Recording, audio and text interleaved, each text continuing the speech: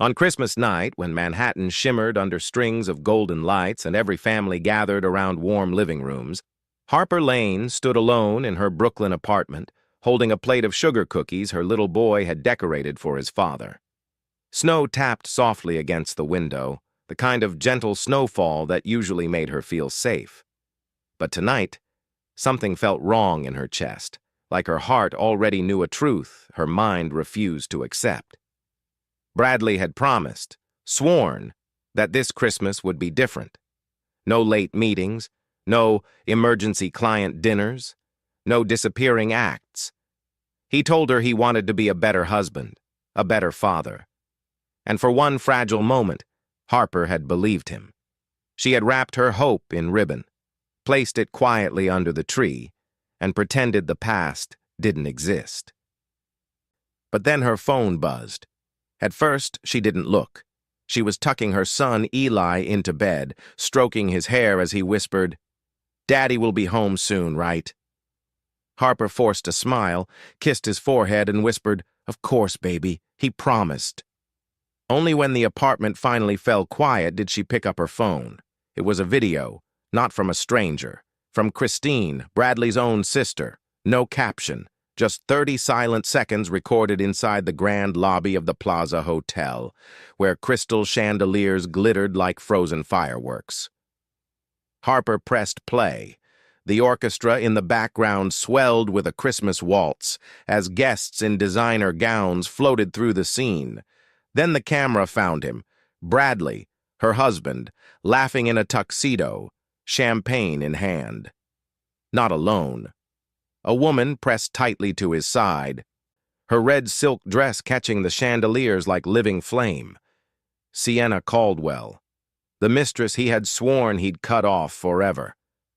But the worst part wasn't the way he held Sienna's waist, or how she lifted her face to him like she'd won a prize. It was the kiss, a long, hungry kiss, right under the towering Christmas tree the plaza was famous for. A kiss that said he never planned to come home. A kiss that said the promises he made to Harper were nothing more than props in a role he never intended to play. Her knees went weak. Her breath collapsed.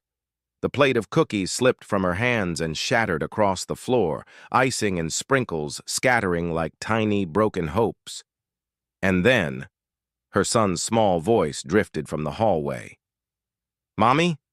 Was Daddy on TV?" Harper froze.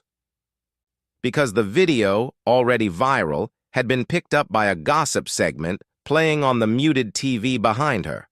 Her little boy had seen it. The betrayal wasn't just hers anymore. It belonged to her child. And in that moment, something inside Harper finally broke, and something else awakened. A decision. A line she would never allow Bradley to cross again. A promise she would make, not to him, but to herself, and by morning she and her son would be gone forever. Harper Lane had never been the kind of woman people noticed when she walked into a room. Not because she wasn't beautiful. She was, in that soft, understated way that didn't announce itself, but lingered in the memory. Warm hazel eyes, freckles across her nose, hair she usually twisted into a messy bun before her 6 a.m. shift at Mount Sinai Hospital. She wasn't glamorous. Not like the women who surrounded Bradley at corporate galas. She was real, quiet, steady, the kind of woman who held the world together while everyone else took credit for its stability. Before New York, she grew up in a small Tennessee town where faith, hard work, and humility were stitched into every day of her childhood. Her mother worked double shifts at a diner. Her father fixed cars in a garage that smelled of oil and country radio. Harper learned early that nothing in life came easy, and if you wanted something to last, you had to build it with your own 2 hands. Maybe that's why she fought so hard for her marriage. When she first met Bradley Hale, she was 24, fresh out of her medical imaging program, working nights at a hospital in Memphis. He was visiting for a real estate development project, polished suit, Montblanc pen in his pocket, confidence radiating from him like heat. He told her she was refreshing, different, the quiet in a world full of noise. She believed him. She believed everything he said back then. He brought her to New York with promises of a future she'd never dared to imagine. Luxury buildings, city lights, a new start. But life in Manhattan was nothing like the dream she pictured. Bradley rose through the corporate ranks, climbing higher with each deal, each gala, each important client. Harper, meanwhile, worked long shifts in a cold radiology wing, juggling patient charts, grabbing lukewarm Starbucks on break, and racing home to care for their son.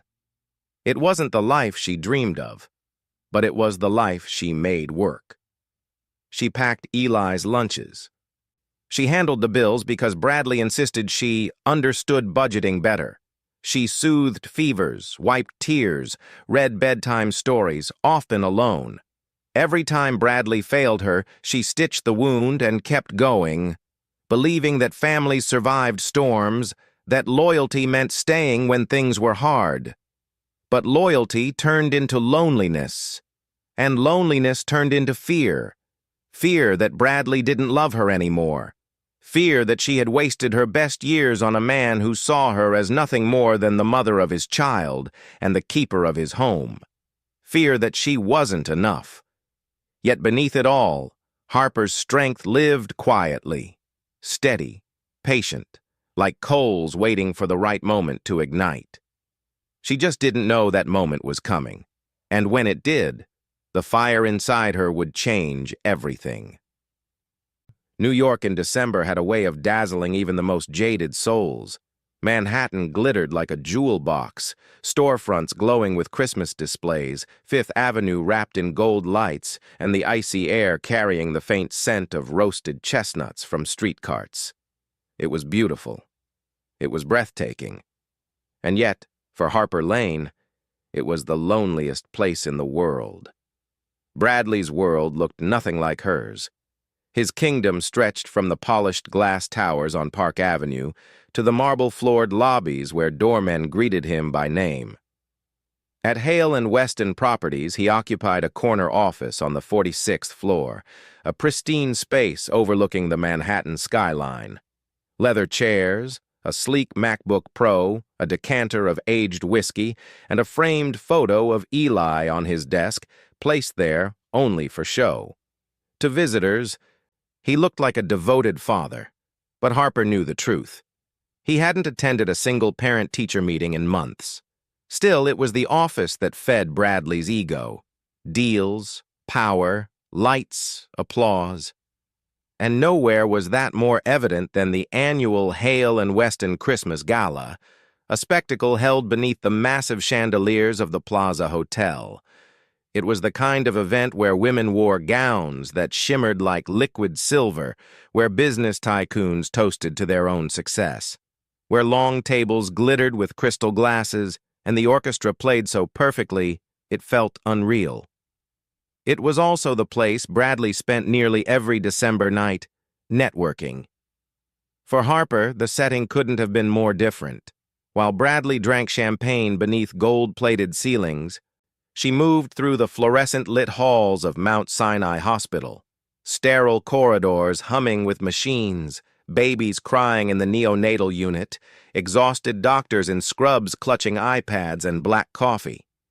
Harper lived in a world where people fought to breathe, fought to live, fought to hold their children one more day, and after each shift, she returned to the modest apartment in Brooklyn, faded hardwood floors, a second-hand couch, a small Christmas tree decorated with paper ornaments Eli made from construction paper. The dishwasher rattled when it ran. The heater moaned at night. The window by the fire escape whistled when the wind pushed too hard. But it was home. Warm in the way expensive penthouses never could be. Yet the contrast between their worlds grew sharper each year. Bradley arrived home in black luxury sedans, smelling of cologne and champagne. Harper arrived home in the freezing air, her scrubs wrinkled, her hair pulled loose from hours of tending patients. And every night she hoped he would look at her, really see her. But he only stopped long enough to check his email, pour a drink, and say he was exhausted. The city around them sparkled, But their marriage dimmed a little more each day. This was New York, the city where dreams rose like skyscrapers. But for Harper, it had become the city where her heart slowly broke behind closed doors.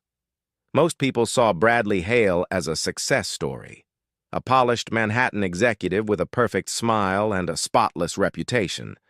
But behind the tailored suits and the charming handshake was a man who lived for applause, for validation, for the feeling of being untouchable.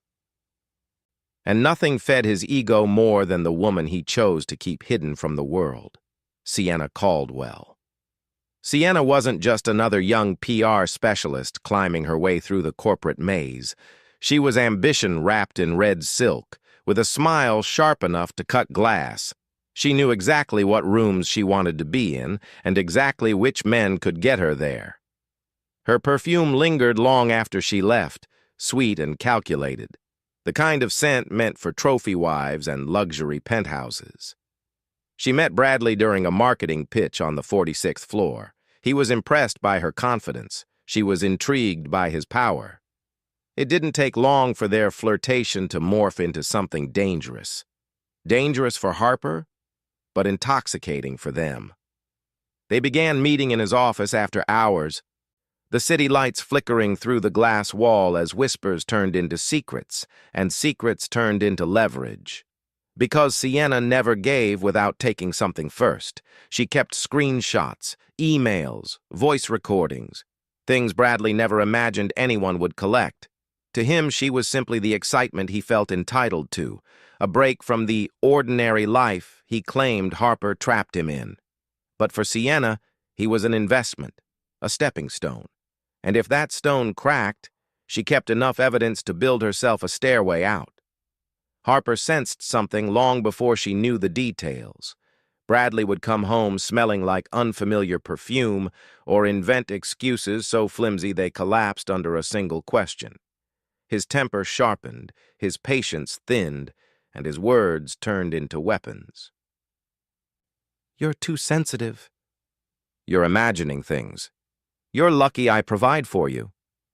He became distant with Eli, too, barely acknowledging his own child unless it made him look good in public.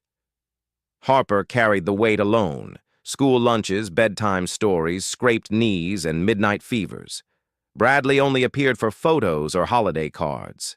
Still, Harper held on, hoping things could be repaired, hoping her son wouldn't grow up in a broken home, hoping love could be enough. But Bradley wasn't looking for love. He was looking for someone to worship him, and Harper refused to play that role anymore. Sienna, on the other hand, played it perfectly. She praised him, laughed at his jokes, told him he deserved more than a tired wife with cheap dreams. She fed the darkest parts of him, and he mistook it for affection. The truth was far uglier. Sienna didn't love Bradley. She loved his access. She loved the spotlight. She loved the thrill of being the woman who could take what someone else had built. And the more she learned about Bradley's financial secrets, the more she realized he needed her far more than she needed him. Harper had been fighting for her family. Sienna was fighting for her future. And Bradley? He was fighting to hide the man he really was, a liar, a coward, and soon a man about to lose everything. Christmas Eve was supposed to feel magical. The kind of night where families huddled close, where children whispered about Santa, where warmth lived inside every window glowing across Manhattan. But for Harper Lane, it became the night the world she'd spent years protecting finally shattered in front of everyone. Bradley had left the apartment at 5 p.m. wearing a charcoal tuxedo and the cologne he saved for important clients. He kissed Eli lightly on the head, not even looking at Harper as he said he'd be back by dessert. He didn't notice the way Eli's small hands clung to his sleeve, or how Harper's eyes lingered on him as if silently begging him not to break another promise. By 7 p.m., Harper had set the table: roast chicken, mashed potatoes, the small apple pie she baked because it was Bradley's favorite. Eli colored Christmas trees on scrap paper while waiting for his dad. Harper checked her phone every few minutes, telling herself he was just running late, telling herself he would keep his word for once, But the truth slammed into her phone without warning. A notification, then another, then dozens. Her coworker texted first, "Isn't this your husband?"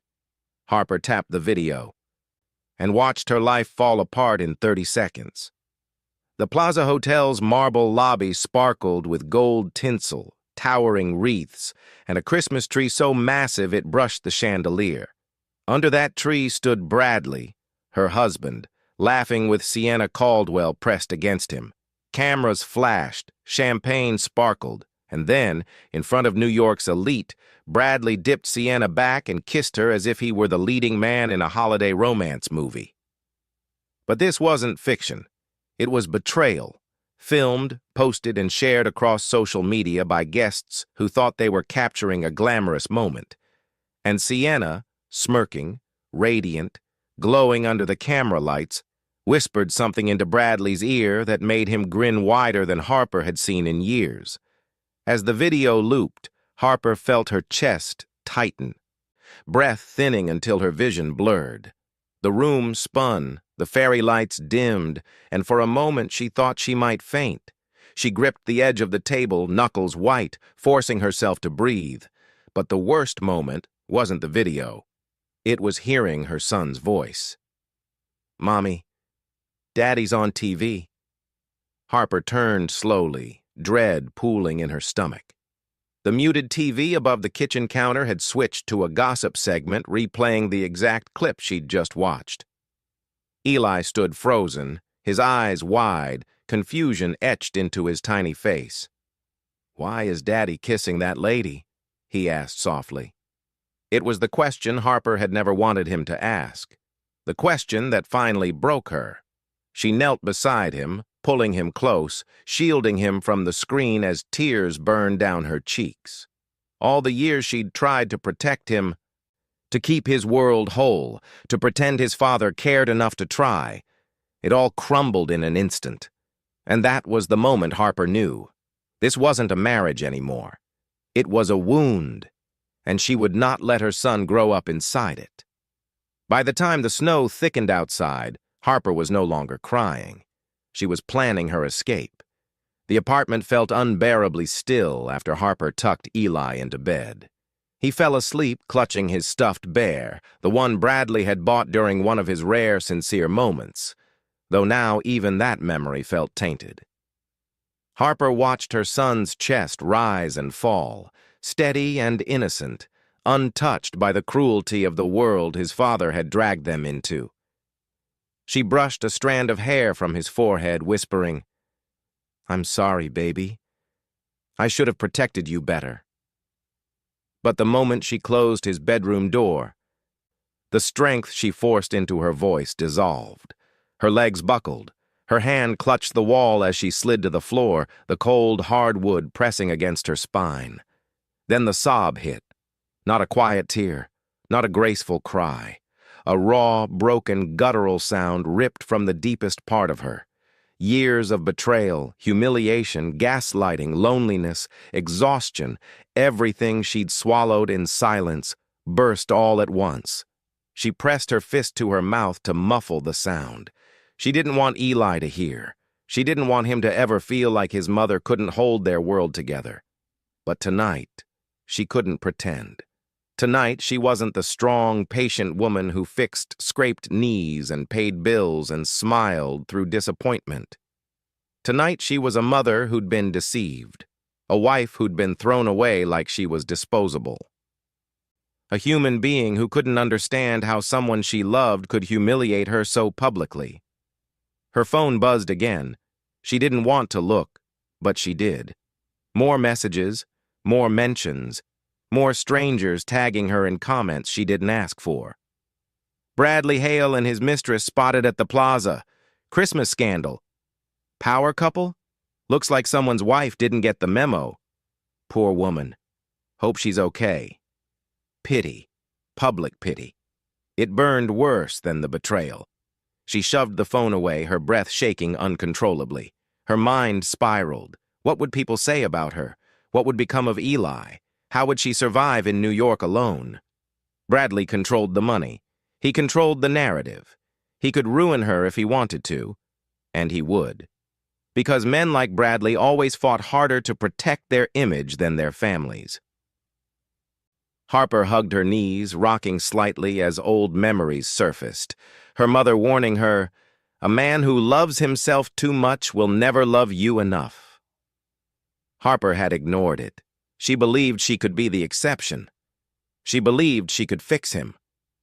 But tonight proved he was beyond fixing. Her chest tightened, breaths shallow, bordering panic. She stumbled to the sink, splashing cold water on her face, gripping the counter until the shaking slowed. In the mirror, she saw someone she barely recognized, eyes swollen, cheeks flushed, strength drained. But beneath the wreckage, something faint flickered, a thin thread of resolve. If she stayed, Bradley would destroy her. If she stayed, Eli would grow up thinking love meant pain. If she stayed, there would be nothing left of her. Her voice trembled, but the words were steady. "We're leaving tonight." And for the first time in years, Harper chose herself. Harper wiped her face with trembling hands, forcing herself to stand. She needed to pack. She needed to leave.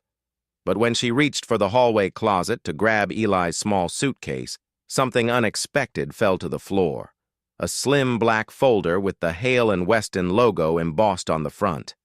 Bradley must have shoved it in the closet earlier that day, carelessly tucked between coats. At first, Harper ignored it. She had no energy left for anything except escape. But then she saw her name on a document peeking from the folder's edge. Her heart stuttered. She knelt, opening it with hesitant fingers. Inside were printed emails, financial spreadsheets, and screenshots of messages, none of which belonged to her. They belonged to Sienna and Bradley. A chill slid down Harper's spine. The emails weren't romantic. They were incriminating. Transfers, unauthorized bonuses, expense reports with forged signatures. A private memo describing a diversion strategy in case the company discovered missing funds. And then she saw it. A handwritten note from Bradley himself. "Harper can never know. If anyone asks, blame accounting. Sienna has the backups." Her stomach twisted violently. He hadn't just been cheating, he had been stealing from his own company and using Sienna to help him cover it up. But the most devastating blow wasn't the criminal evidence. It was a short message from Sienna to Bradley. "Once your wife is out of the way, everything gets easier.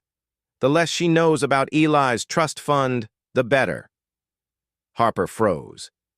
Trust fund? Her son had a trust fund? And Bradley had hidden it? She read the next line, breath catching in her throat. "Move the remaining money before year end. She's too naive to question anything." Her vision blurred. He had planned this. Not just betrayal, control, manipulation, removal. Her leaving tonight wasn't just a reaction. It was survival. Her hands shook so violently the papers fluttered to the floor. She gathered them again, breathing through the rising dread. Instinct told her one thing clearly. This wasn't something she could ignore. These documents weren't just secrets. They were weapons Bradley never meant her to find. A sudden knock at the door jolted her. Her heart hammered. Had Bradley come home early? No. 3 soft knocks, followed by a familiar voice. "Harper? It's Christine. Please open the door. It's important." Harper's blood iced. Christine, Bradley's sister. The only Hale who'd ever shown her kindness, and the woman who had sent her the gala video. Harper opened the door just a crack. Christine stepped inside, her face pale, eyes swollen as if she'd been crying for hours. In her hand was another folder, thicker, heavier. "I couldn't keep quiet anymore," Christine whispered. "Bradley is in deep trouble, and he's going to drag you down with him.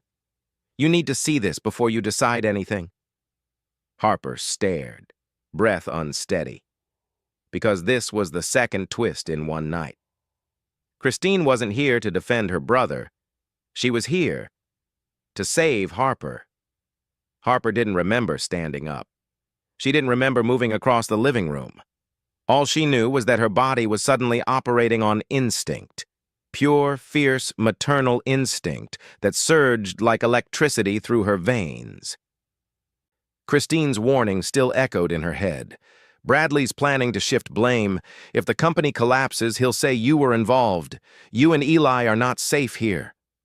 Not safe. The phrase sliced through the numbness that had been clinging to Harper's bones since the gala video.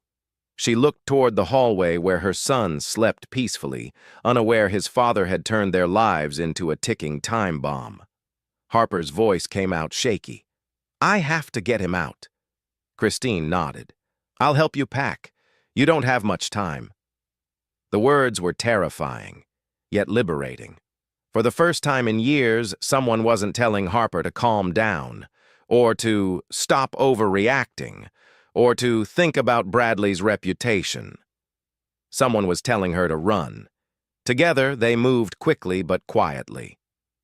Christine stuffed clothes into a duffel bag, while Harper grabbed Eli's small suitcase, the one with dinosaurs on wheels. She packed his favorite pajamas, the scarf he got from school, the worn-out stuffed bear he refused to sleep without. Then she tucked the incriminating documents deep into her own backpack, zipped it, and pressed a hand over the fabric as if protecting gold. Because that's what this evidence was. Freedom. Fear brushed against her ribs as she walked into Eli's room. The soft nightlight glowed on his cheeks. Harper crouched beside him, gently shaking him awake. "Sweetheart," she whispered, "we're going on a little trip." Eli blinked, confused. "Now? But it's nighttime." "I know, baby, but Mommy needs us to go somewhere safe." He rubbed his eyes. "Is Daddy coming?" Her throat tightened. "Not tonight." She scooped him into her arms, his small body curling against her shoulder. He was warm, trusting, unaware of the storm swirling around them. Harper kissed the top of his head, inhaling the scent of baby shampoo and childhood innocence. When they reached the door, Christine pressed car keys into Harper's hand. "Take my SUV. Bradley doesn't know I bought a new one last month. He can't track it." "Christine," Harper's voice cracked, "I don't know how to thank you. Just get to safety, and when you're ready, use those documents. Don't let him rewrite the story." The hallway was cold when Harper stepped out with Eli in her arms and bags over her shoulders. She glanced back once, the apartment where she had cried, loved, hoped, and lost so much. She would never return here. Not as Bradley's wife, not as the woman he controlled. Snow drifted down from the sky as Harper hurried to the SUV.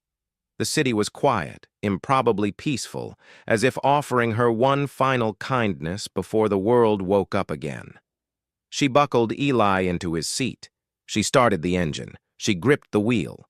And for the first time in 5 years of marriage, she felt something new. Power. As the SUV pulled away from the curb, Harper whispered to herself, voice trembling but steady, "This time, we're leaving for good." The flight to Seattle landed just after dawn. The sky brushed in muted pinks and grays. Harper stepped off the plane carrying Eli, still half asleep, while dragging 2 overstuffed bags that felt heavier with every breath. Her body ached from anxiety and exhaustion, but the cold Pacific Northwest air hit her cheeks like a cleansing slap. She wasn't safe yet, but at least she was away. Seattle smelled different. Rain, pine, coffee drifting from airport cafes. The place felt softer than New York, quieter, as if it knew how to hold wounded people without asking questions. Harper's boots echoed across the terminal as she followed the signs toward rideshare pickup. She didn't have a plan beyond "don't look back," but somehow that had to be enough. "Mommy, is this a vacation?" Eli murmured from her shoulder. Harper tightened her arms around him. "Not exactly, baby, but we're going somewhere better." Outside, rain misted the air. She set Eli in the back seat of a taxi and climbed in after him, whispering the address Christine had sent. An address belonging to someone Harper had never met. A trusted friend. That's all Christine said. Someone who owed her a favor. The taxi wound through wet streets lined with evergreens and small bookstores, past coffee shops glowing warm in the morning drizzle. Harper watched raindrops race down the window, her breath fogging the glass. Each mile that separated her from New York loosened the knot in her chest, but fear still lingered. Fear of Bradley's rage when he discovered she was gone. When the taxi turned onto a quiet residential street overlooking Lake Union, Harper blinked. She expected a cramped apartment or a rundown rental. Instead, a modern craftsman-style home stood at the end of the block. Gray shingles, warm yellow lights, a porch swing gently rocking in the breeze. It looked like the kind of house that belonged to someone who understood peace. Before she could process it, the front door opened. A tall man stepped out. Dressed in joggers and a sweatshirt, dark hair damp as if he had just come in from a morning run. His expression shifted from curiosity to recognition the moment he saw Eli's dinosaur suitcase. "You must be Harper," he said gently. She froze, clutching her son instinctively. "And you are—" "Miles Carter," he introduced, stepping back to give them space. "Christine called me late last night, said you needed somewhere safe. My home is yours for as long as you need." Harper hesitated. Strangers weren't supposed to feel safe. But something in his voice, calm, steady, grounded, felt like an anchor thrown into a storm. Eli tugged her sleeve. "Mommy, can we go inside? I'm cold." Miles knelt to Eli's height. "I've got hot cocoa waiting, with marshmallows if that's okay." Eli nodded shyly. Harper's throat tightened. Kindness. Real. Uncomplicated kindness hit harder than cruelty ever had. Inside, the house was warm, smelling faintly of cedar and fresh coffee. A fireplace crackled softly. Miles carried Harper's heaviest bag without a word, leading them to a guest room overlooking the lake.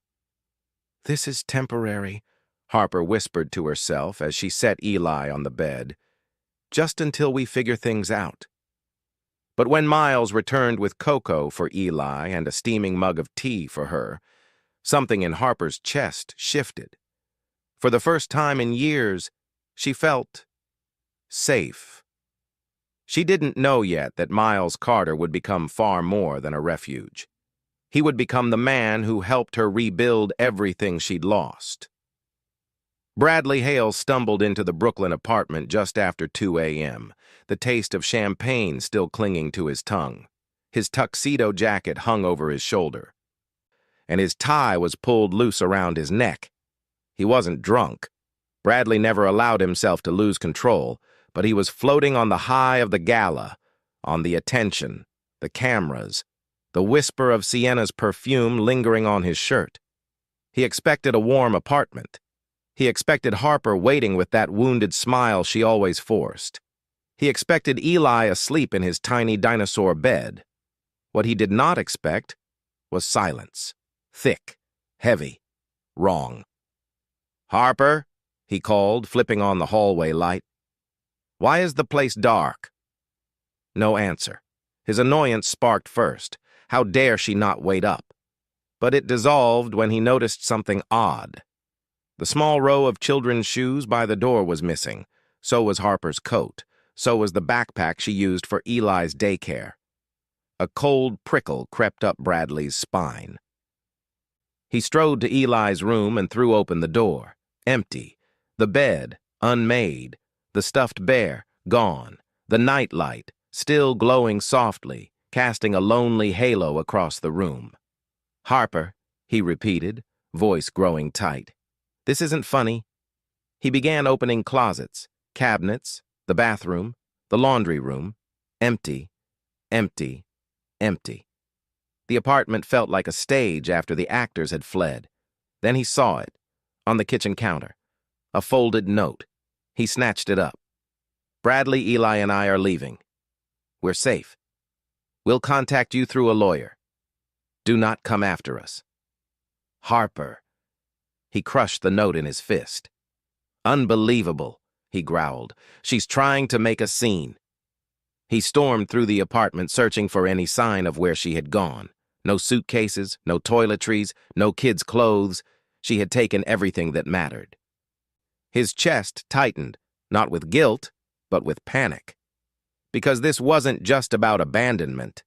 If Harper talked, if she showed anyone those financial documents, if she revealed he'd shifted money through dummy accounts, his entire career could collapse.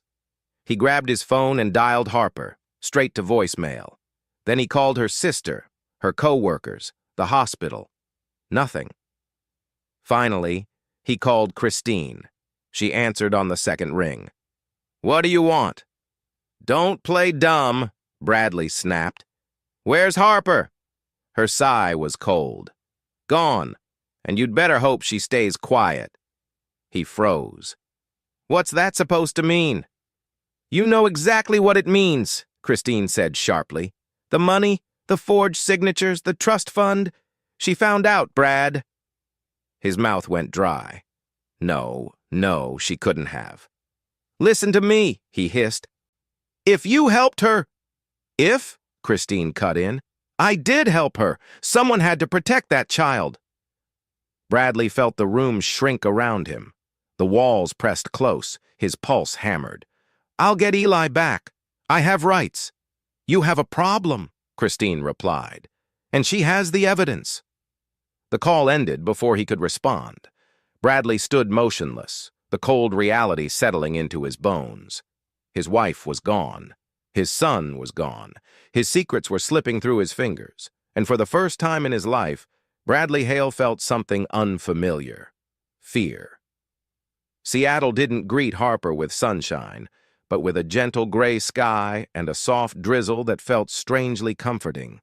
The air smelled of pine and wet pavement, unlike New York's sharp winter wind. Here, the world seemed to move slower, softer, quieter, like life had finally lowered its voice so she could breathe again. Miles Carter kept his promise. On her first morning, he brewed fresh coffee and made pancakes shaped like stars for Eli. Harper watched from the doorway, arms wrapped around herself, unsure how to exist in a place where kindness wasn't a trap. She'd grown so used to managing everything alone that accepting help felt unnatural, almost dangerous. "You don't have to be on guard here," Miles said gently, noticing her tension. "This house has room for people trying to start over. Trust me, I've been there." She didn't ask what he meant, but she sensed a story behind his steady eyes. A loss, a wound, something familiar. After breakfast, he drove them to a small clinic near Lake Union. Clean, modern, filled with natural light. Harper stepped inside and felt the hum of medical machines, the quiet efficiency of nurses, the sense of purpose she'd once loved. The clinic director, a warm woman named Dr. Singh, reviewed Harper's resume and said, "We're understaffed in imaging. If you're available, we could use you as early as next week." Harper blinked back tears. Opportunity, real, honest opportunity, was something she hadn't felt in years. "Yes," she whispered. "I'd love that." That afternoon, while Eli napped, Harper sat at the kitchen table with her laptop. The rain tapped softly against the window as she filled out documents, updated her address to temporary, and emailed her resignation to Mount Sinai. Her hands shook slightly as she typed, but not from fear. This time, it was the weight of choosing her future instead of surviving Bradley's. Miles checked on her quietly. "How are you holding up?" She smiled weakly. "1 hour at a time." He nodded. "That's how rebuilding works." Later, they drove to the local school district office to enroll Eli. The woman at the desk handed Harper a form titled Emergency Contacts. Seeing the blank spaces where Bradley's name should go made Harper's throat tighten. She hesitated, then skipped the line entirely. She wasn't ready to let Bradley anywhere near her son again. When they returned home, the sun briefly pierced the clouds, sending a warm glow across the lake. Eli pressed his face to the window. "Mommy, it looks like the water is sparkling." Harper knelt beside him, stroking his hair. "It does, baby." But inside, something else sparkled. A small, fragile hope. That night, after Eli fell asleep, Harper stepped onto the porch, breathing in the cool air. Her chest no longer felt like it was collapsing under invisible pressure. Miles joined her with 2 mugs of tea. "You did a lot today," he said quietly. "Yeah," Harper whispered, "but it's the first time in a long while I didn't feel like I was drowning." Miles glanced at her with that calm, steady warmth. "You're not. You're resurfacing." Harper looked out at the lake and realized he was right. For the first time since Christmas night, she wasn't running. She was beginning again. The first week in Seattle passed quietly, too quietly. Harper settled into her temporary routine, walking Eli to the nearby park, attending orientation at the clinic, and sharing quiet dinners with Miles. But in the back of her mind, she felt it, an oncoming storm, building pressure, the kind that arrived without mercy. It hit on a Tuesday morning. Harper stepped outside to grab a package of children's books Miles had ordered for Eli. On the porch sat the brown Amazon box, and beside it a crisp white envelope with a gold-embossed return address from a Manhattan law firm she recognized instantly. Hale and Baxter, Bradley's attorneys. Her stomach plummeted. Hands shaking, she tore open the envelope. Inside was a thick stack of legal documents. A petition accusing Harper of absconding with the child. A claim that she was emotionally unstable. A request for emergency custody to force Eli's immediate return to New York. And at the end, a chilling statement. Mr. Hale asserts that Ms. Lane poses a risk of alienation and must be ordered to relinquish the child within 72 hours. "He's trying to take my son," Harper whispered, voice cracking. The papers slipped from her hands onto the porch. Miles, who had been working in his study, stepped outside when he heard her gasp. "Harper? What happened?" She handed him the envelope, unable to speak. He scanned the documents, his jaw tightening with each page. "He's cornering you," Miles said quietly. "He wants to scare you into coming back."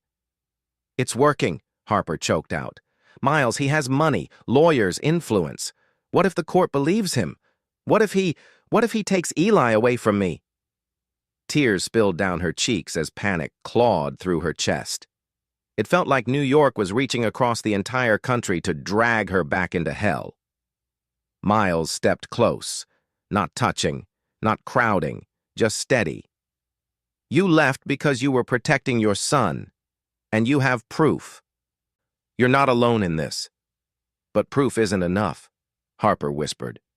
"Bradley, he knows how to twist things. He knows how to make people believe him." "That's why you need the right attorney," Miles replied. "And I know someone. A good one." He stepped inside, made a call, and within minutes returned. "She can meet you today. Her name is Dana Whitfield. She's one of the best in the state." Harper nodded numbly, wiping her eyes. 2 hours later, Harper sat in a small conference room with Dana, a composed woman in her 40s who had the sharp eyes of someone who'd seen too many ugly divorces. "Bradley's filing is aggressive," Dana said, flipping through the documents. "Typical for someone trying to establish dominance quickly. But he made mistakes." "Mistakes?" Harper whispered. Dana pulled out one of the papers. "He filed under the assumption you left without cause, but you have evidence of financial misconduct, emotional neglect, and public humiliation. And Christine Hale is willing to testify. That changes everything." Harper felt a small breath of relief, but it was fragile. Dana leaned forward. "You need to understand something. This won't be easy. He will lie. He will manipulate. He will try to break you. But if you stand firm, You can win. You can protect your son. Harper swallowed hard. I'll do whatever it takes. Miles, sitting quietly in the corner, met her eyes with a steady warmth. You're stronger than he ever realized. For the first time since receiving the envelope, Harper believed it might be true. The custody battle had begun, but this time, she wasn't fighting alone. Dana Whitfield's office became Harper's second home over the next several days. Papers spread across the glossy wooden table like a battlefield map. Emails, screenshots, bank statements, timestamps, witness lists. Each document felt like a small shard of truth, sharp enough to cut through Bradley's lies if used correctly. Custody battles, Dana said as she shuffled through a stack of files, aren't about who yells louder. They're about who proves they can protect the child. And Bradley has handed us ammunition. Harper sat stiffly, hands clasped, to stop the trembling. What about the way he twists things? He'll say I left irrationally, that I'm unstable. Dana lifted a brow. Then we show the court the real reason you left. She picked up the video, the Plaza Hotel clip, assigned a timestamp and printed commentary noting public intoxication, inappropriate conduct, and moral negligence. Harper winced watching it again, but Dana remained unfazed. This isn't about humiliation, Dana said. It's about demonstrating a pattern, and this, she tapped the stack of financial documents, is more than enough to establish one. Harper exhaled slowly. I can't believe he hid money from Eli, or dragged Sienna into his schemes. Dana smirked. Men like Bradley think they're smarter than everyone else, until they aren't. The next piece of preparation came from Christine. When Christine arrived at Dana's office after flying across the country, Harper almost broke down in tears. Christine hugged her tightly, sincere, protective. I'm so sorry, Christine whispered. I should have helped sooner. You're helping now, Harper replied. That's what matters. Christine handed Dana another folder, thicker than the first. These are Bradley's internal memos, password logs, email screenshots. I kept copies because I always knew he'd self-destruct one day. Harper stared. Christine, this could ruin him. That's the point, Christine said quietly. He doesn't get to ruin you and walk away clean. As Dana examined the new documents, her expression sharpened. This is more than enough to prove misconduct, and if he tries to argue Harper's unfit, we'll file for a full forensic audit. Harper didn't know whether to be relieved or terrified. Later that night, back at Miles's house, Harper spread the documents across the kitchen table again. The rain pattered against the windows as she tried to organize them chronologically. You look like you're about to pass out, Miles said gently, setting a steaming cup of tea beside her. I just want to protect my son, Harper whispered. You're doing that, Miles said. Piece by piece. She looked at him, really looked at him. The warmth in his eyes, the steadiness in his presence. It felt foreign to be supported, yet comforting in a way she didn't dare name. Before she could speak, her phone buzzed, a text from an unknown number. You think you can disappear? You think you can take my son? You'll regret this. Bradley. Her blood ran cold. Miles saw her reaction instantly. Who is it? She showed him the screen. His jaw tightened. Send that to Dana, right now. It's just a threat, Harper whispered. No, Miles said firmly. It's evidence. Harper forwarded the message. Dana responded within seconds. Good, he just handed us another weapon. Harper stared at the documents, the threats, the swirling mess of her life. She was terrified, but she was no longer powerless. The war had officially begun. The courthouse in downtown Seattle rose like a cold gray monument against the cloudy morning sky. Harper felt its weight long before she stepped inside. She clutched Eli's hand as they walked up the long stone steps, her breath visible in the winter air. Every step reminded her she wasn't just fighting for herself. She was fighting for her son's entire future. Miles walked beside her for support, his presence quiet but grounding. Dana met them at the entrance, dressed in a navy suit sharp enough to slice through lies. "Remember," she said calmly, "you don't speak unless spoken to. Keep your head high. Bradley will try to rattle you." Harper swallowed. "I'm ready." But she didn't feel ready. Not when they entered the courtroom and saw Bradley already seated with his high-priced Manhattan legal team. He didn't look like a man who had destroyed his family. He looked polished, confident, rehearsed. His tie was perfectly knotted. His expression carried just enough concern to seem sympathetic. And when he saw Harper, he smirked. Not wide, not obvious, just enough for her to feel the sting. The judge, a stern woman named Nora Whitfield, entered. The room fell silent. "Case of Hale versus Lane," the clerk announced. "Emergency custody hearing." Bradley's attorney rose first, projecting his voice with practiced ease. "Your Honor, my client is deeply distressed. His wife fled across the country without warning, depriving their son of stability, routine, and the presence of a loving father." Harper's jaw clenched.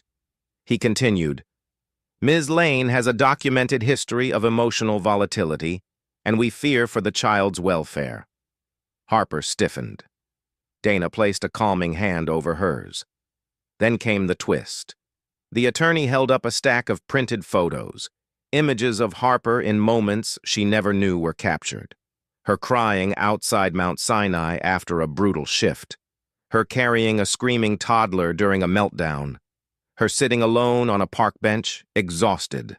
The attorney spun them like weapons. "This behavior demonstrates instability." Harper's stomach dropped.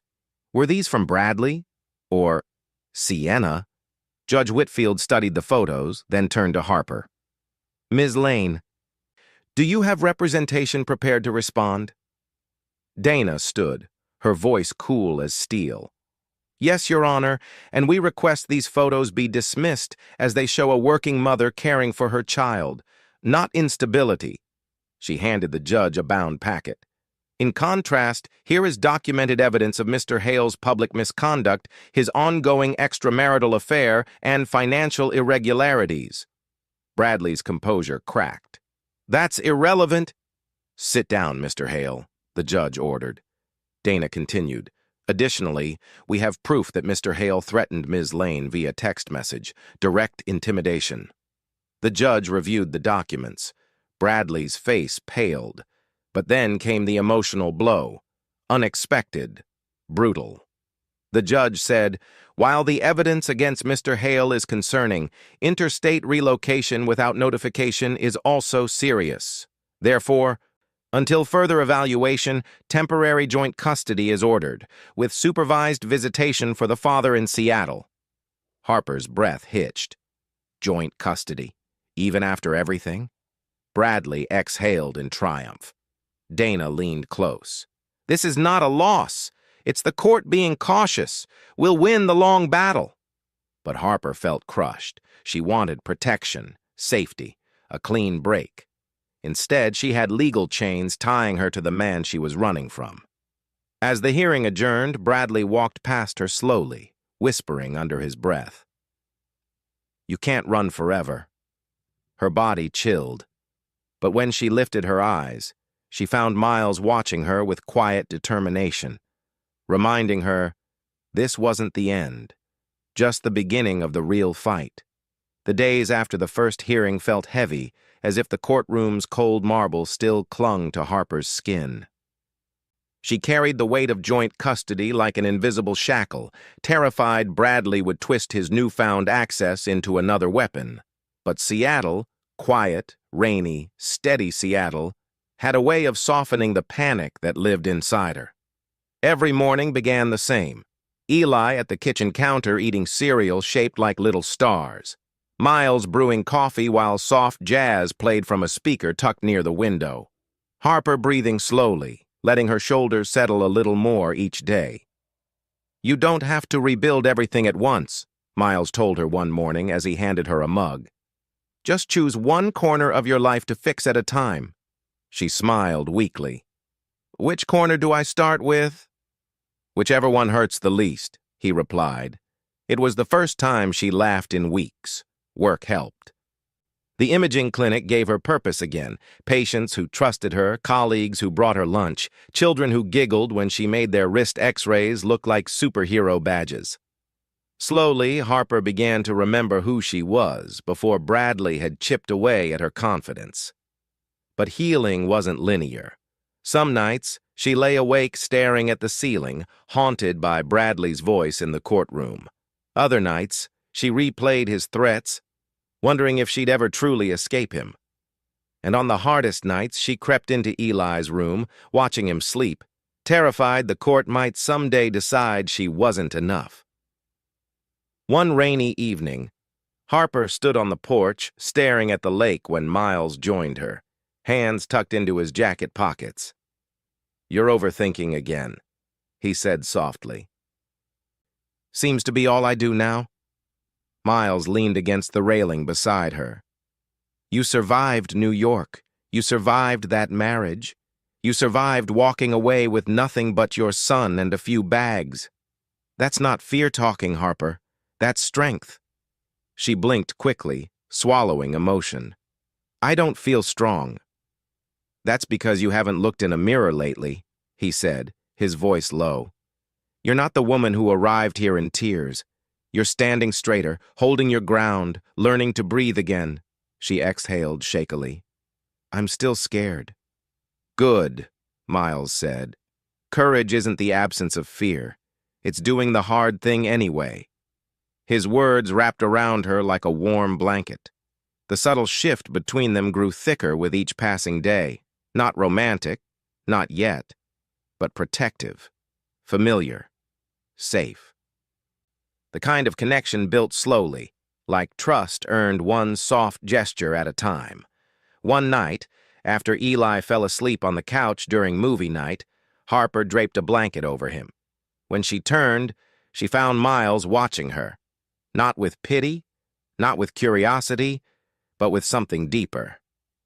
"You're a good mother," he said quietly. Harper's breath caught. "I'm trying. That's all I can do." "That's more than some people ever give," he replied, and she knew exactly who he meant. That night, as Harper stood by Eli's door, a realization washed over her. For the first time since her marriage began crumbling, she wasn't surviving alone. She wasn't climbing from the wreckage by herself. She had a hand steadying her, a home sheltering her, a future waiting, quiet but promising. Seattle wasn't just a hiding place anymore. It was the beginning of her rise. Bradley Hale strutted into the Hale and Weston office on Monday morning as if nothing in his world had cracked. His suit was immaculate, his hair styled perfectly, his expression the carefully curated mask of a man who believed he still owned every room he walked into. He expected whispers, admiration, annoyance, maybe even envy. What he didn't expect was silence, a suffocating, unnatural silence. People avoided eye contact. Conversations halted when he passed. Assistants scattered like startled birds. Bradley frowned, straightening the cuffs of his shirt as he made his way to the 46th floor. Something was off, but he chalked it up to jealousy. After all, the gala clip had gone viral. He and Sienna, locked in a glamorous kiss beneath the plaza's golden lights. It looked like a scene from a movie. But his inflated pride shattered the moment he entered the executive conference room. The partners were waiting, 6 of them, solemn, arms crossed, faces hard. At the end of the table sat Mr. Weston himself, co-founder, mentor, the man Bradley had idolized since day one. The man whose approval Bradley had chased more desperately than his own wife's love. "Bradley," Weston said coldly. "Sit." Bradley smirked, feigning calm. "I assume this is about the gala. Social media exaggerates everything." "It's not about the gala," Weston cut in sharply. "It's about the audit." The room went still. Audit. Bradley's pulse spiked. "What audit?" he asked slowly. Weston slid a folder across the table. Bradley recognized it instantly, the same Hale and Weston folder he always kept hidden at home, the same one Harper must have found. Inside were the doctored expense reports, the forged signatures, the unauthorized transfers to shell accounts, and every piece of evidence pointed squarely at him. Bradley's mouth went dry. "This is taken out of context." "No," Weston replied, eyes cold as glass. "This is theft." Sienna stepped into the room then, unexpected, uninvited, yet perfectly timed. She wore a sleek black dress, her expression unreadable. Bradley's stomach dropped. "Sienna, what are you doing?" She didn't answer him. Instead, she placed a USB drive on the table. "This contains every message Bradley sent instructing me to falsify financial records," she said, "and recordings of him admitting it." Bradley stared at her in disbelief. "You set me up." Sienna shrugged lightly. "Self-preservation, Brad. You taught me well." "You can't do this," he hissed. "You did it to yourself," she replied calmly. Weston stood. "Until further notice, you're suspended. Turn in your key card. Security will escort you out." Bradley's world collapsed around him. "But you don't understand. My wife, she stole documents. She's unstable." Weston slammed his hand on the table. "Your wife protected your child. You disgraced this firm." Security stepped forward. Bradley's throat tightened with a mix of rage and humiliation. As he was escorted out, employees lifted their heads, not with respect, but with curiosity and judgment. Every phone he saw felt like another camera capturing his downfall. And in the lobby, as the cold winter air hit his face, a single horrifying thought pierced through the chaos. Harper had the upper hand now. His wife, the woman he underestimated, had become the biggest threat to everything he built, and she didn't even know how much power she held yet. The news arrived on a gray Wednesday morning, when Seattle drizzle tapped softly against the clinic windows. Harper had just finished guiding an elderly patient through a chest X-ray when her phone buzzed with a message from Dana. "Emergency meeting. Come as soon as possible." Her stomach fluttered. Emergency could mean disaster or breakthrough. Miles insisted on driving her. He didn't ask questions, just placed a steady hand on the small of her back as they rushed out the door. "Whatever it is," he said, "you won't face it alone." When they entered Dana's office, Christine was already there, pacing like she'd been holding in news too volatile to carry alone. The moment she saw Harper, she blurted, "He's losing everything." Harper blinked. "What?" Dana gestured for them to sit. "Hale and Weston launched a full internal investigation. Sienna turned over complete cooperation. Bradley is suspended. And, this is the important part, his company notified the court." "What does that mean for custody?" Harper whispered, barely able to breathe. "It means," Dana said, sliding a document toward her, "your case just shifted dramatically in your favor." Harper scanned the paper, her eyes widening. The firm had formally acknowledged financial misconduct. They confirmed Bradley had used company resources for personal gain. They admitted his behavior violated corporate ethics and legal guidelines. And at the bottom, a statement that struck like lightning. "Mr. Bradley Hale's credibility cannot be guaranteed in legal or financial matters until the investigation concludes." Harper's throat tightened. For months, years, Bradley had held all the power. Now, his empire was collapsing. Christine leaned in. "This isn't just bad for him, it's catastrophic. The court will see instability, reckless judgment, financial deception, all while you have proof you left for safety." Dana nodded. "I'm filing a modification request today. With this evidence, we'll argue for primary custody without joint conditions." Harper covered her mouth as tears blurred her vision. "So, Eli stays with me?" "If the judge agrees," Dana said. "Yes, and I'm confident she will." It felt like sunlight piercing through a storm cloud, warm, sudden, disorienting. Harper didn't realize she was shaking until Miles gently placed his hand over hers. "This is your first win," he murmured, "and you earned it." But the turning point wasn't only legal, it was emotional. For so long, Harper had believed Bradley's version of her: weak, overreactive, incapable of surviving without him.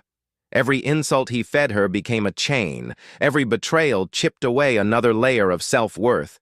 Yet here she was, standing, fighting, winning. Not because someone rescued her, but because she found the courage to walk away.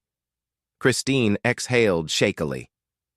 "Harper, I know it doesn't fix everything, but my brother's downfall? He built that himself. You didn't do this to him." For the first time, Harper believed it. As she left the office, Miles walked beside her, hands in his jacket pockets, watching her carefully. "How do you feel?" he asked quietly. Harper inhaled the cool Seattle air, letting it fill her lungs, letting the moment settle into her bones. "Like I can finally breathe," she said. "Like maybe I'm not the broken one." Miles smiled softly. "You were never the broken one." And as they walked toward the car, Harper felt something powerful, an unfamiliar but welcome sensation. A rise, a shift, a beginning. She wasn't just surviving anymore, she was winning. Bradley Hale had always believed he was untouchable. Even as Hale and Weston suspended him, even as internal auditors dissected every corner of his financial dealings, he told himself it would all blow over. His charm had saved him before. His connections had shielded him before. And if all else failed, he still had Sienna, a woman who, in his mind, worshipped him. But by the end of that week, reality struck with the force of a wrecking ball. It started with a leak. A financial reporter from a well-known Manhattan business magazine published an exposé titled "VP Bradley Hale Under Investigation for Corporate Fraud." The article detailed unauthorized expense accounts, shell companies, and forged approvals, information only someone close to Bradley could have leaked. He stormed into Sienna's apartment demanding answers. She didn't even open the door fully, just enough for him to see she was packing a suitcase. "Sienna, what the hell do you think you're doing?" She didn't bother to look guilty. "Leaving. My attorney says cooperating with the firm is my safest option." "You turned on me," he seethed. "After everything we—" "Everything we?" She laughed coldly. "Bradley, I don't go down with sinking ships. I told you not to involve me in your financial games, but you thought you could manipulate everyone, including me." "You can't walk away from me," he snapped. She gave him one long, pitying look. "I already did." The door shut in his face. That same day, reporters gathered outside his apartment building. Cameras flashed the moment he stepped onto the sidewalk, microphones shoved toward him.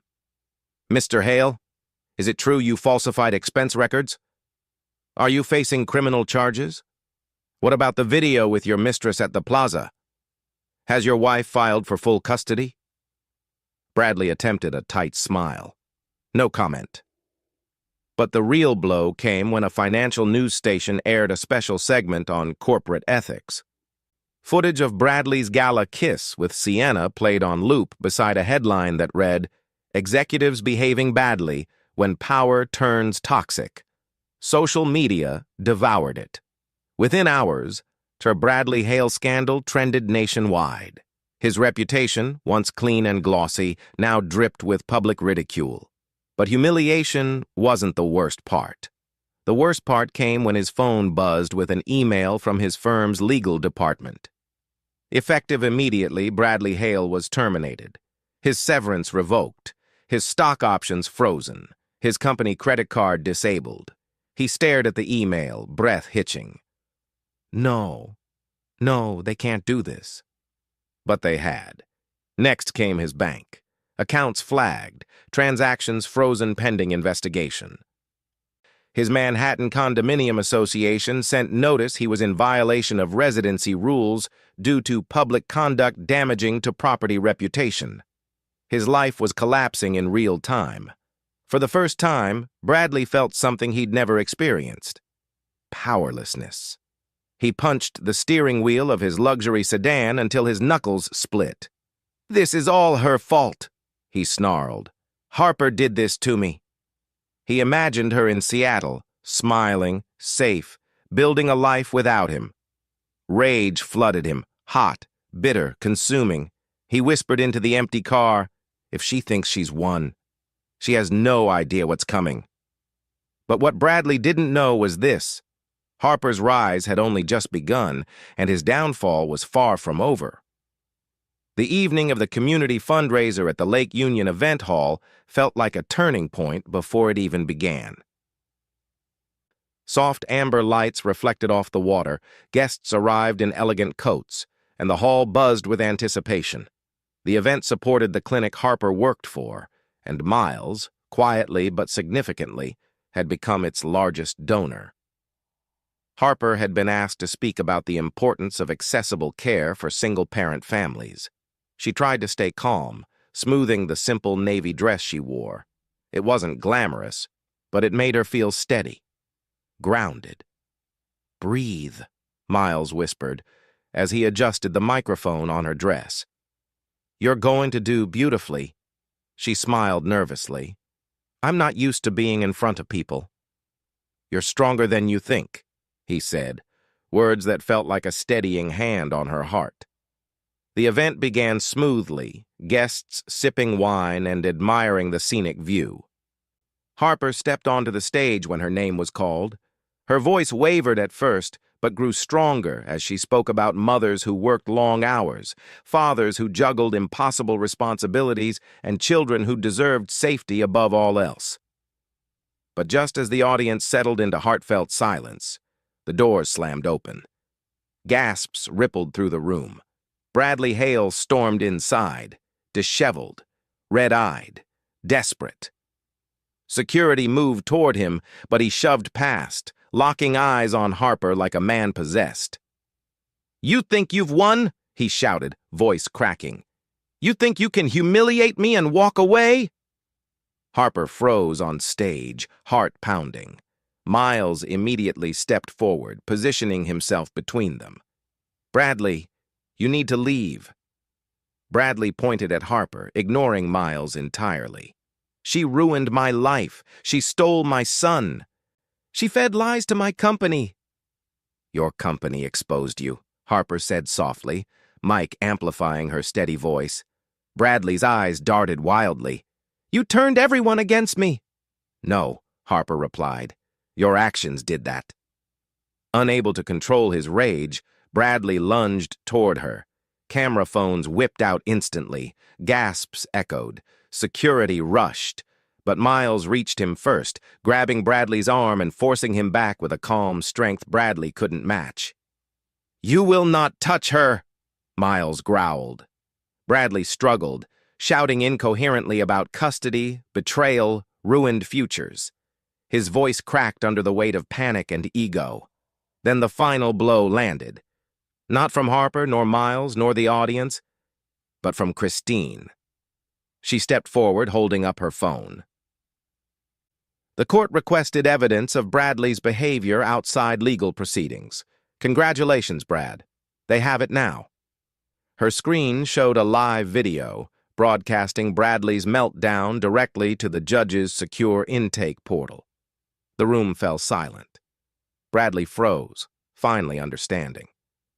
"You," he whispered, staring at Christine like she was a stranger.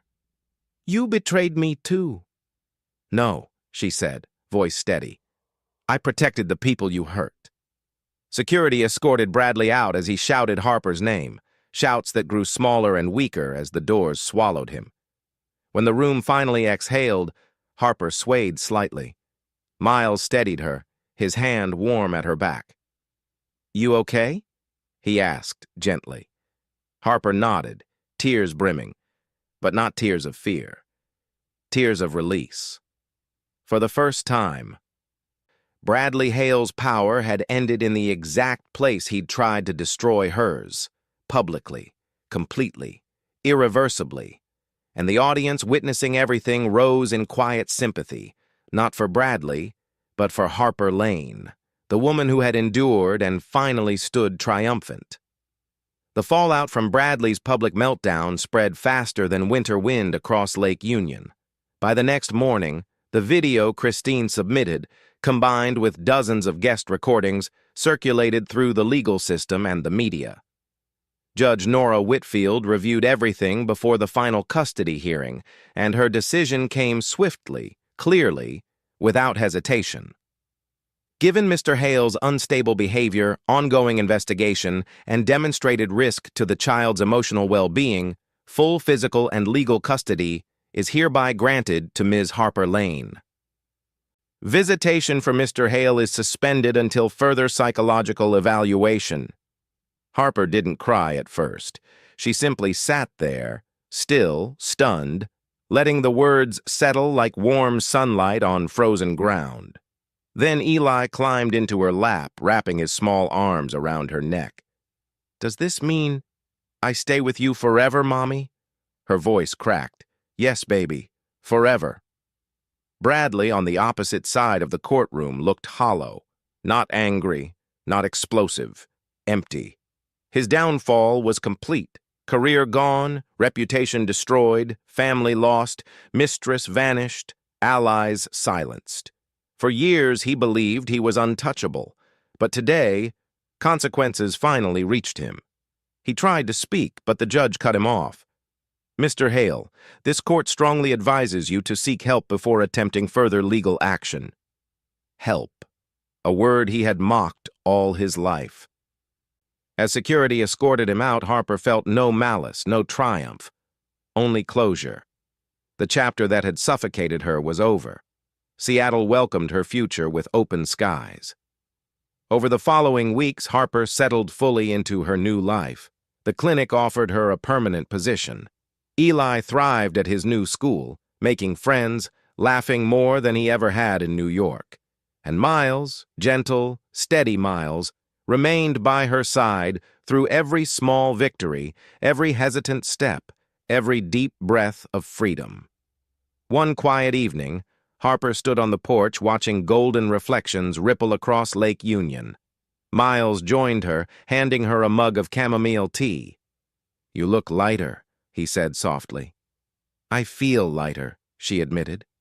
"For the first time, I'm not waiting for something bad to happen." He smiled, eyes warm. "You built this peace, Harper. You chose it." She turned, searching his face. "I wouldn't have survived all this without you." Miles shook his head. "No, I was just the steady ground. You were the one climbing out." Silence settled between them, comfortable, breathless. Then he spoke again, voice quiet but certain. "I care about you, both of you, but I'll only move forward if it's what you want. No pressure, no expectations, just honesty." Harper felt something inside her unlock, a door she'd kept barred since the day she left New York. A soft rush of emotion swelled in her chest. "I want a life that's gentle," she whispered, "a life that feels like this. Safe, real, hopeful." Miles stepped closer. "We can build that. Together if you're ready." Harper nodded, tears shining in her eyes, not from pain but release. He leaned forward and kissed her. Slow, tender. Nothing like the frantic, hollow affection she'd once mistaken for love. This kiss felt earned, quiet, healing. Eli's voice suddenly called from inside, "Mommy! Miles! Can we make hot cocoa?" Harper laughed, a real laugh, full and free. "Coming, sweetheart!" As she and Miles walked inside, the warm glow of the house wrapped around them. Harper Lane had lost everything once, but she rebuilt from ashes, stronger, wiser, loved. This wasn't just a happy ending, it was a deserved one. So, that's how our story closes tonight. And if you're still here, my friend, it means something in this journey touched your heart in a quiet, honest way. Maybe you saw a little of yourself in Harper's struggle. Maybe you felt the weight of walking away or the courage it takes to start over. Marcus Aurelius once said, "The power to choose is yours." No one can take that from you. And maybe that's the biggest lesson here. We're allowed to leave what hurts us. We're allowed to rebuild. We're allowed to protect our peace. Life doesn't always give us clean breaks or perfect timing, but healing happens the moment we choose ourselves again. Slowly, gently, the way a sunrise pushes back the night. If this story made you feel understood even just a little, then don't walk this journey alone. Like, share, and subscribe, so more people who need strength, hope, or a reminder of their own worth can find it too.